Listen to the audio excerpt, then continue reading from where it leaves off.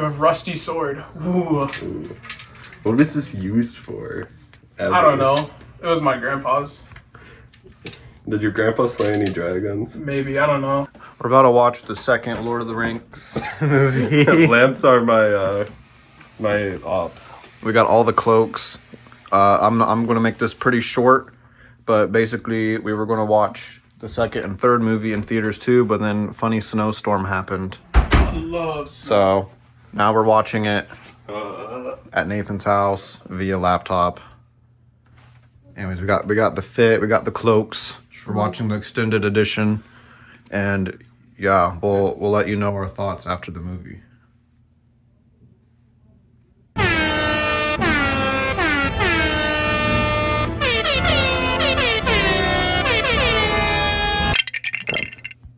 We just finished watching the second movie, The Two Towers. So we're going to do our little review thingies here.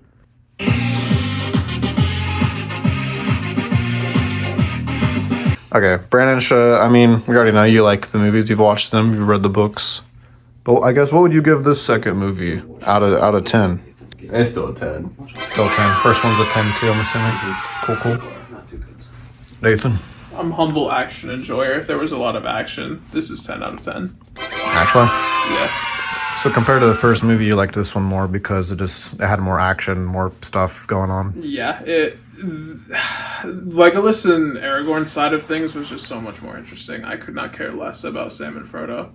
And Interesting. But the Ents is more so just because they take forever to say things.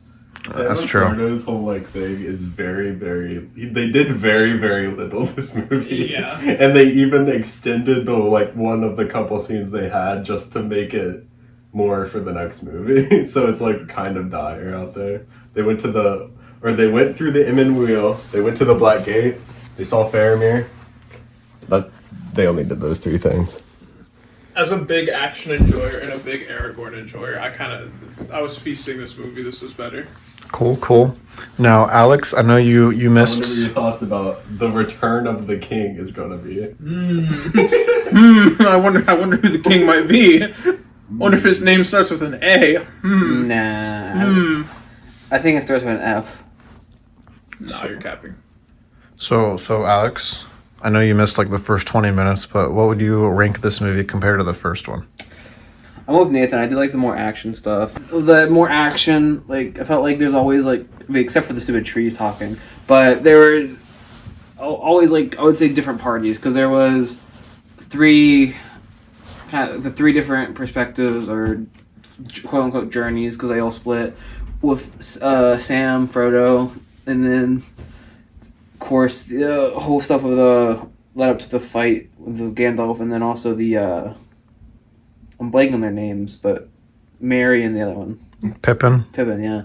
The trees. That, until the very end, was kind of to me, I didn't like that part. Everything else was, to me, more enjoyable in the movie theater, but maybe also because I'm not, hurting my neck to look at the screen because we were kind of close. And 10 out of 10, no ear rape. No screeching. That movie theater, that screech, that really lowered my rating. For my experience. So the first one you ranked a 7 out of 10. What would you rank this one? Probably an 8.5. Still, there's movies I like better maybe in this genre, but... Name them. Come on. It's fiction. That's not a genre. I can name one movie that's better than this one. You want me to name it? You can name one movie better than this one. It's an 8.5. Yeah. I can name one movie that's 9. And what would that be? The Return of the King. You haven't even watched it. Me when I'm fucking lying. This was recorded after you watched both of them. I'm predicting. That is not true. I'm predicting. So 8.5? Yeah. Come. I can name movies better than this one. Name them. I gave up after he said fucking name them. Alright. I gave up. I gave the first one a 6 out of 10.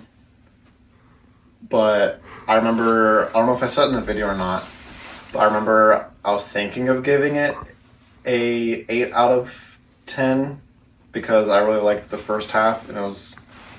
No, I was thinking of giving it an 8 out of 10 if I had like a break in between. Because when we watched the first movie, it was really late at night. So that's another reason I was like not really having a lot of focus and paying attention. So I gave it a 6 out of 10, but thought it might be an 8 if I was actually more awake when I watched it. So, but I'm going to give this one a 7 out of 10. We actually watched this with full attention in the middle of the day, not sleepy. We also had subtitles on that helped. But I give it a 7 out of 10 because I feel like it was pretty consistent. I don't think it matched the highs of the first movie because again, the first half of the first Lord of the Rings, Fellowship of the Ring, when they're in the Shire and like, you know, everything starts happening, that was really good. Second half was literally the only part that kind of drug it down to me. But this one is more like, it doesn't reach the highs of the first one, but it's pretty consistent with where it's at. It's not like bad, it's not too great, it's just a consistent like, it's okay, you know. Unlike Nathan, yeah, thank you. Pin over to Nathan. Unlike Nathan, I was actually going into this expecting it to be mainly focused on Sam and Frodo because the ending of the first one kind of ended with, you know, Sam and Frodo making their little trek. And I was like, cool, Frodo is going to become more interesting. He's going to have his like character arc. It's going to focus mainly on Sam and Frodo making their journey and whatnot and becoming more, not like man-like, but becoming more brave and daring, I guess. And then, you know, there'd be a whole subplot of Aragorn and the gang trying to get Merry and Pippin. But it was actually the opposite of that. Sam and Frodo were almost never in the movie. Bang, that's perfect for me. So for me, that was a bit of a disappointment because I thought this would be the movie where we get to see Frodo go from, like, basically I compared him to a blank canvas in the first movie. I thought this would add more strokes, and it did. Because I actually, every scene Sam and Frodo was in this movie, I was locked in. I was like, give me more, please. Because every scene actually focused. Bad cameraman. My arms are getting tired.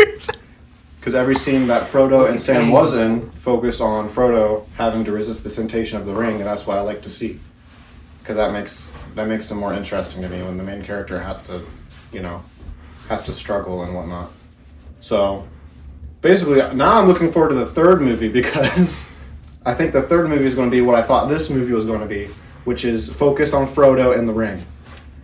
Because, you know, that's what this movie is all about, I think, you know, about the ring. We didn't really get much in this movie. So, yeah, overall, 7 out of 10. Basically, I want more Frodo. I want to see him fight the ring more. So I have a feeling that the third movie is probably going to be the best out of the three for me, if that's what it focuses on. Which, from what it looks like, it is, because they were kind of put to the side in this movie, more of a setup movie for the last one. Now they're going to shine, you know. So, I mean, yeah, that's about it. I think there was more action and whatnot. I was more attention. I was more focused and not really drowsing off. I don't know if that was because it was just a better movie or if that was just because I'm more awake compared to the first one, and also we had subtitles on, which definitely helped. So, yeah, basically that's my review of this movie. It doesn't reach the highs of the first one, but it's a consistent okay. That's my review. Anyone else have any parting words before we watch the third one? The extended version, by the way. Illegally. It's not illegally. I'm speechless. I got no words.